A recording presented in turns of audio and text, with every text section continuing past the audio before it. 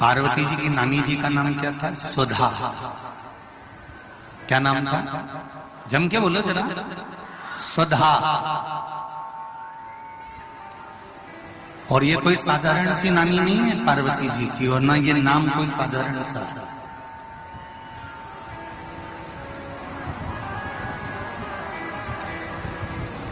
ये वो सुधा है जो पितरों की धर्म पत्नी है, और पितरों की धर्म पत्नी है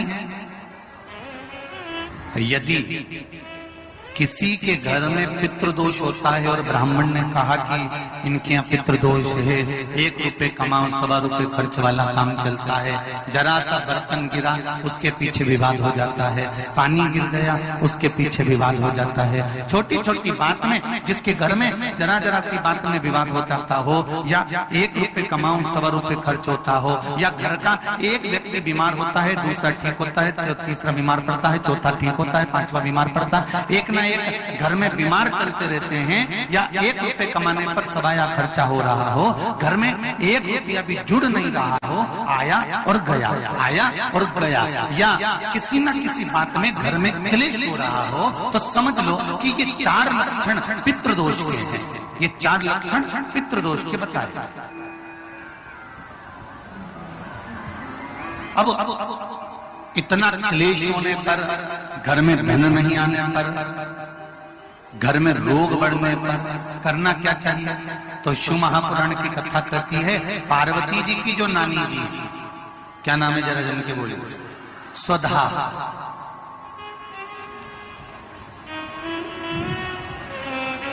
जो पितृलोक में रही और पितरों के साथ में रहने के बाद एक बार इनके मन में यह भाव प्रकट हो गया था कि मैं पितृलोक में तो रह रही हूँ, आपके साथ में रह रही हूँ, पर मेरा मन शंकर भगवान की आराधना में लगा रहता है। तो सुधा भगवान शिव की आराधना करने जब जाती थी तो पितृ उनकी आराधना के लिए संपूर्ण सामग्रियां सिद्ध कर देते थे, और संपूर्ण सामग्रियां सिद्ध कर सुधा को दे देते, और सुधा जाकर पितृलोक से जाकर भगवान शिव की आराधना। पहले की अगर आपने कथा सुन रखी होगी टीवी के माध्यम से, आस्था के माध्यम से, या फेसबुक यूट्यूब के माध्यम से, तो आपको कहा था शंकर भगवान को जल चढ़ाने से 3 दोष समाप्त हो जाते हैं। पहला पितृदोष, दूसरा कालसर्प दोष, और तीसरा वास्तु दोष।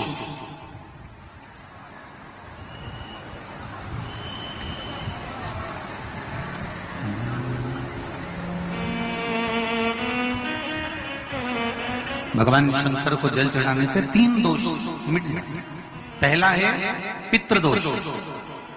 जब हमारे घर के मटके में से, हंडे में से, घर में जो पानी का स्थान होता है वहां से लोटा भरकर पानी भरते हैं, लेकर जाते हैं, तो परिंदा, मटका, हंडा, बाल्टी जिसमें पानी भरा हुआ है रसोई घर में, वो स्थान पितरों का स्थान कहलाता है। उस पितरों के स्थान में से जब पानी भरकर लेकर जाते हैं तो रसोई घर में से लेकर जब घर में से निकल कर जाते हैं तो पूरे घर का वास्तु दोष, और उस परिंदे में से, मटके में से पानी भरा तो पितृदोष।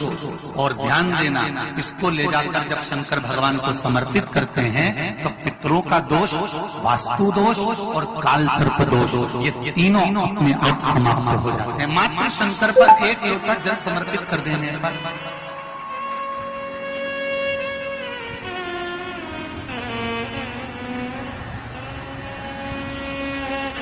केवल 1 लोटा जल चढ़ा देना। शंभु शरणे मां घड़ी रे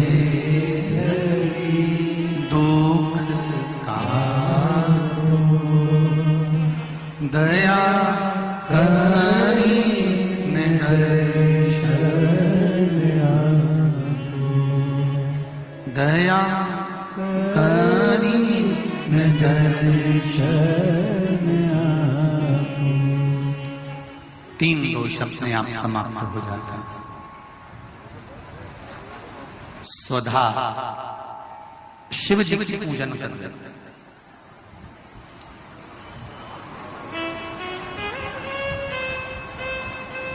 इतने में किसी ने आकर कह दिया, सुधा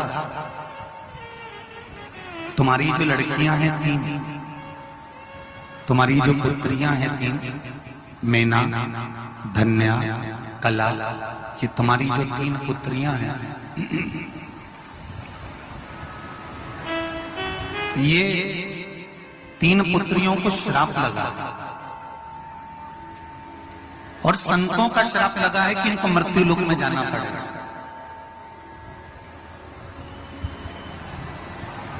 स्वधा ने कहा,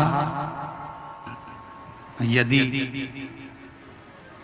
मैंने शिव की आराधना करी है, यदि मैंने शंकर भगवान की आराधना करी है, शिव की अर्चना करी है, शिव की पूजन करी है, शिव की आराधना करी है, तो मैं ये विश्वास रखकर कह देते हैं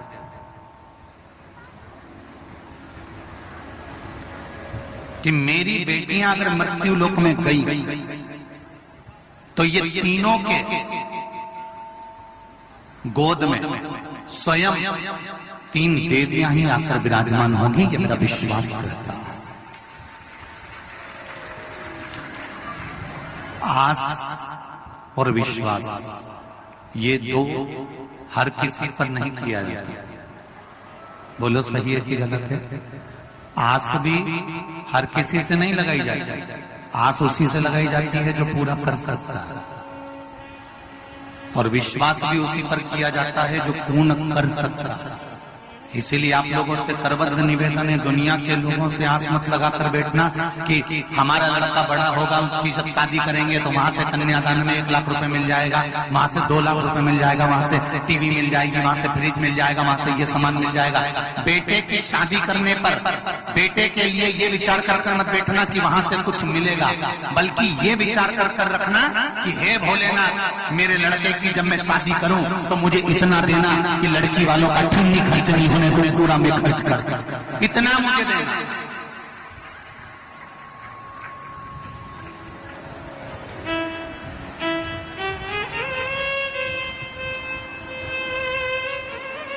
हम क्यों लड़की वालों से आस लगाकर बैठे कि लड़की वाला आएगा तो लड़की वाला फ्रिज देगा, तो लड़की वाला टीवी देगा, तो लड़की वाला LCD देगा, तो लड़की वाला ये देगा, तो लड़की वाला क्यों?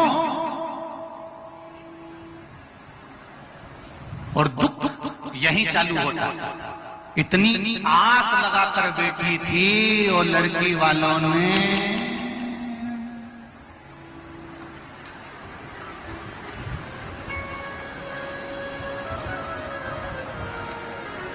मंदिर में घंटी है, अरे बोलो तो जम क्या, सबके मंदिर में है छोटी सी, और लड़की वालों ने वही गरुड़ घंटी पकड़ा दी। तो विचार करिए, फिर जब आस टूटती है ना तो घर में क्लेश होता है। आस जब टूटी ना, हम आ गए थे, बताओ, हम इतनी सास पिटारी आई, सास की अटैची आई, उसमें 2 साड़ी अच्छी रख लेना थी, ऐसी बेकार साड़ी आस लगा के बैठी थी ना, टूट। पर हर पल, हर घड़ी, हर क्षण उसको 1 लोटा जल समर्पित करना मत भूलना। 1 लोटे जल की परिभाषा को जानना, और वो जाना सुधा ने तुरंत कह दिया, मेरी बेटियां अगर कुछ प्राप्त करेंगी तो शिव तत्व से प्राप्त करेंगी। मैंने अगर शंकर भगवान को 1 लोटा जल चढ़ाया है तो मेरी बेटियों को दुख नहीं झेलना पड़ेगा, ये मेरा विश्वास करता है। और वही हुआ। सुधा की 3 बेटियां थी, मेना, धन्या और कला। मेना की गोद में पार्वती, धन्या की गोद में माता जानकी, और कला बनी कीर्ति, जिसकी गोद में राधा जी खेली हैं। ये कोई साधारण सी स्त्री?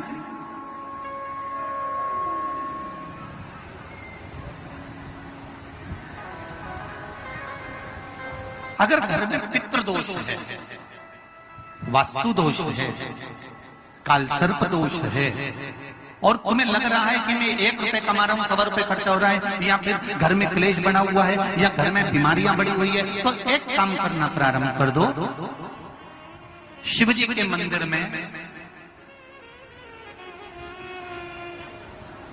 एकादशी के दिन जब आप जल शंकर को चढ़ाने तो रोज ही जाते हैं, जब एकादशी का दिन रहे और शंकर जी के मंदिर में आप जल समर्पित करें तो 3 बार मुख से स्वधा स्वधा स्वधा या स्वधा स्तोत्र का पाठ, जिसमें 12 श्लोक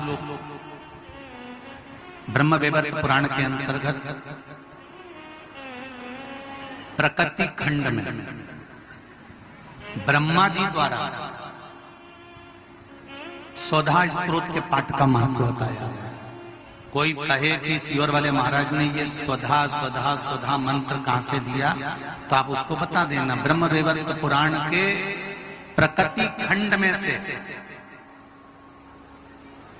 ब्रह्मा जी ने इस स्वधा स्तोत्र पाठ को प्रकट करा था और स्वधा के मूल मंत्र का स्मरण कराया।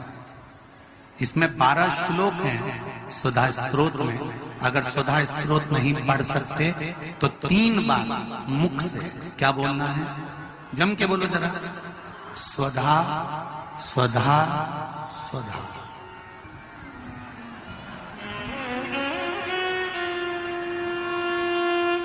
पीछे धा है, हा नहीं तो तुम स्वाहा स्वाहा स्वाहा का। पीछे क्या है, धा, धनुष वाला। फिर से एक बार बोलिए, 3 बार, स्वधा स्वधा स्वधा। और एक बात और ध्यान दीजिएगा,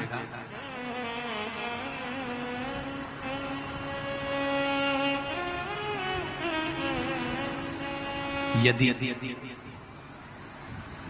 कोई बुद्धि से विकलांग विवेक काम नहीं कर रहा,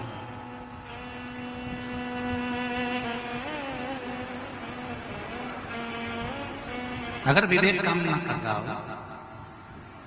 माइंड से कोई कमजोर हो, तो जब स्वधा के नाम से आप शंकर भगवान को जल समर्पित करें,